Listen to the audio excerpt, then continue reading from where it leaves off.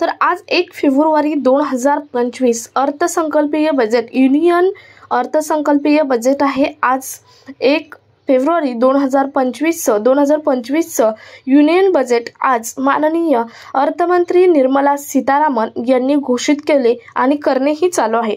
त्यामध्ये काय महागणार आणि काय स्वस्त होणार हे त्यांनी स्पष्टपणे सांगितलं आहे आणि तेच आपण डिटेलमध्ये आजच्या व्हिडिओमधून पाहणार आहोत। व्हिडिओ स्किप न करता शेवटपर्यंत पहा। त्या अगोदर व्हिडिओला एक लाईक नक्की करा।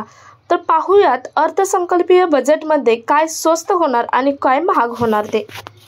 तर अर्थमंत्री म्हणून त्यांचा हा सलग 8वा अर्थसंकल्प आहे। म्हणजेच निर्मला सीतारामन यांचा अर्थमंत्री म्हणून 8वा अर्थसंकल्प आहे। अर्थसंकल्पात विविध क्षेत्रासाठी अनेक घोषणा करण्यात आल्या आहेत। अर्थसंकल्पात वेगवेगळे उत्पादनं आणि सेवा यांच्यावरील प्रत्यक्ष म्हणजेच डायरेक्ट आणि अप्रत्यक्ष कर म्हणजेच इनडायरेक्ट टॅक्समध्ये बदल करण्याची घोषणा केली। त्यामुळे काही उत्पादन स्वस्त होतील, तसंच नवीन करवाढीमुळे इतर उत्पादनांच्या किमतीही वाढू शकतात। मुख्यत्वे कॅन्सर, ईव्ही या गोष्टींवरील कर कमी करण्यात आला आहे।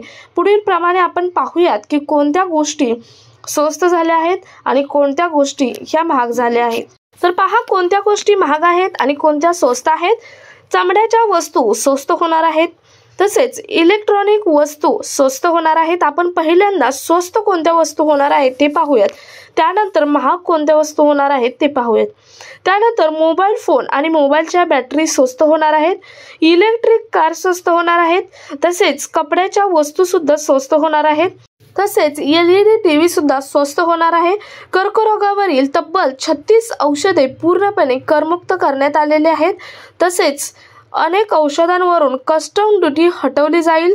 फ्रोझन फिश पोस्टवरील कस्टम ड्युटी 15 वरून 5 विनाकारांना विणलेले कपडे स्वस्त होणार आहेत, तसेच सागरी उत्पादनावरील कस्टम ड्युटी 30 वरून 5% ही करण्यात आलेली आहे।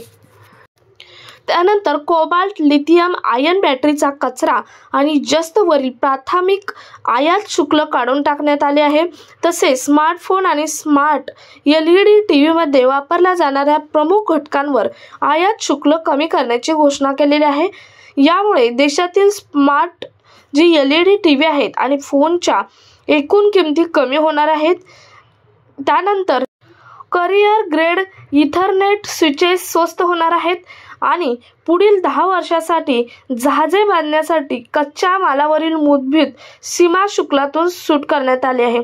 सर्वात महत्त्वाची घोषणा आहे बघा, 10 वर्षासाठी जहाजे बांधण्यासाठी जो कच्चा माल लागतो त्यावरील मूलभूत सीमा शुल्कातून सूट करण्यात आलेली आहे।